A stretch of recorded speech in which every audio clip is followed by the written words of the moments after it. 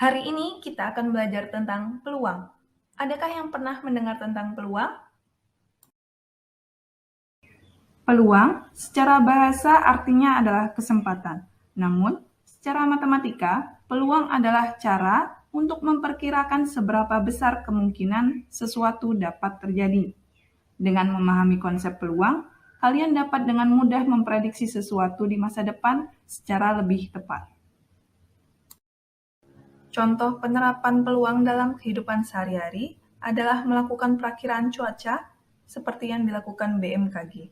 Analisis dilakukan dengan melihat fenomena yang pernah terjadi beserta penyebabnya, sehingga didapatkan peluang untuk kejadian tersebut kembali terjadi.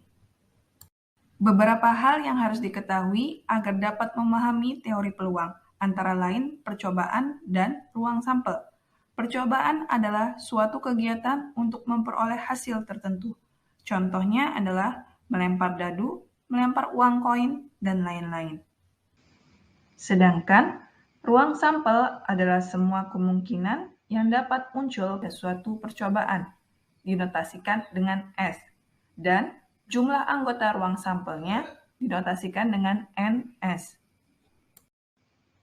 Contoh ruang sampel dari percobaan melempar satu buah dadu, yaitu jumlah mata dadu yang muncul bisa saja 1, 2, 3, 4, 5, ataupun 6. Maka ruang sampelnya adalah 1, 2, 3, 4, 5, dan 6.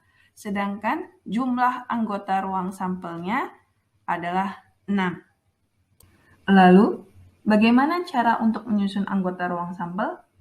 Ada 3 cara, yaitu dengan cara mendaftar, menggunakan diagram pohon, atau menggunakan tabel. Yuk, kita bahas satu persatu. Cara pertama adalah mendaftar, yaitu menuliskan seluruh anggota ruang sampel secara berurutan satu persatu. Cara ini bisa dipilih ketika anggota ruang sampelnya tidak terlalu banyak. Contoh dengan cara mendaftar adalah ketika satu buah uang koin dilempar, maka sisi yang akan muncul bisa saja sisi angka maupun sisi gambar. Maka ruang sampelnya adalah angka dan gambar. Lalu jumlah anggota ruang sampelnya adalah 2. Yuk kita lanjut.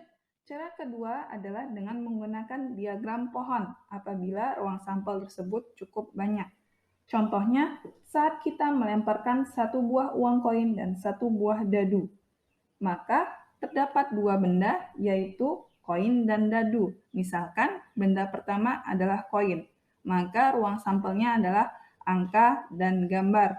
Kemudian, benda yang kedua adalah dadu. Terdapat 6 anggota ruang sampel, yaitu mata dadu 1 sampai 6. Sehingga kita tarik pada titik angka, ada 6 cabang, yaitu 1, 2, 3, sampai 6. Begitu pula pada titik G, kita tarik 6 cabang, yaitu 1 sampai 6. Sehingga didapatkan anggota ruang sampel angka 1, angka 2, angka 3, angka 4, angka 5, angka 6. Kemudian gambar 1, gambar 2, gambar 3, gambar 4, gambar 5, dan gambar 6. Maka itulah ruang sampelnya, sehingga jumlah anggota ruang sampelnya adalah 12. Cara yang terakhir adalah dengan menggunakan tabel. Cara ini digunakan apabila anggota ruang sampel sangat banyak dan terlalu lama apabila menggunakan cara mendaftar maupun diagram pohon. Contohnya, pada percobaan melempar 2 buah dadu secara bersamaan, terdapat 2 dadu pada tabel, di mana anggota ruang sampel dadu 1 kita tuliskan secara menurun, yaitu 1, 2, 3, sampai 6. Dan anggota ruang sampel dadu kedua kita tuliskan secara mendatar, yaitu 1, 2, sampai 6 juga. Sehingga kita dapatkan hasil dari dadu 1 dan dadu 2, yaitu 1,1, 1,2, 1,3, sampai 1,6, lanjutnya 2,1, 2,2, sampai 2,6, kemudian 3,1 sampai kita tuliskan hingga 6,6. Sehingga didapatkanlah ruang sampelnya. Maka anggota ruang sampelnya adalah 36. Sekarang, yuk coba mainkan game berikut ini. Setelah memahami apa itu ruang sampel, selanjutnya kita dapat menentukan peluang suatu kejadian.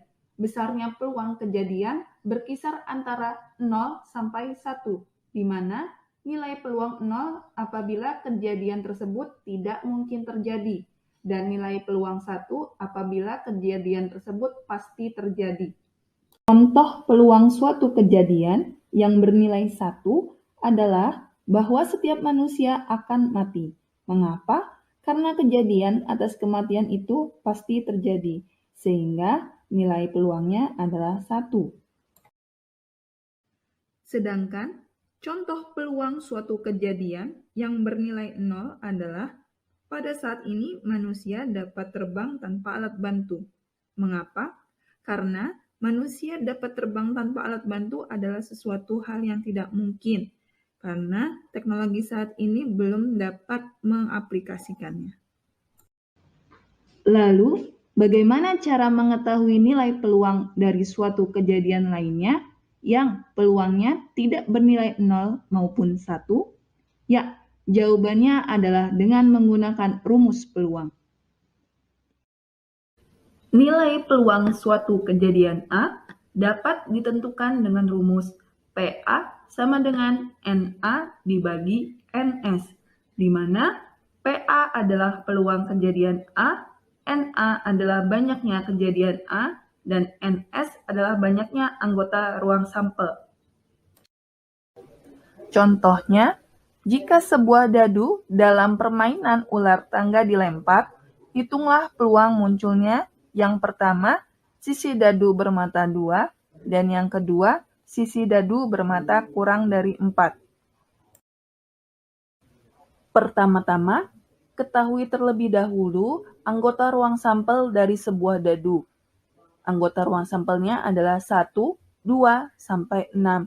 Maka, banyaknya anggota ruang sampel atau NS sama dengan 6. Sehingga, untuk menjawab pertanyaan nomor 1, yaitu sisi dadu bermata 2, yaitu kita ketahui terlebih dahulu jumlah kejadian sisi dadu bermata 2. Karena hanya ada satu sisi dadu bermata 2, maka peluangnya adalah NA-nya 1 dan NS-nya 6, atau 1/6. Sedangkan penyelesaian soal nomor 2, yaitu peluang munculnya sisi dadu bermata kurang dari 4. Kita ketahui terlebih dahulu banyaknya kejadian dadu bermata kurang dari 4, yaitu ada mata dadu 1, mata dadu 2, dan mata dadu 3. Sehingga jumlahnya adalah 3 atau NA sama dengan 3. Maka peluang dari dadu bermata kurang dari 4 yaitu NA dibagi NS sama dengan 3/6 atau disederhanakan menjadi 1/2.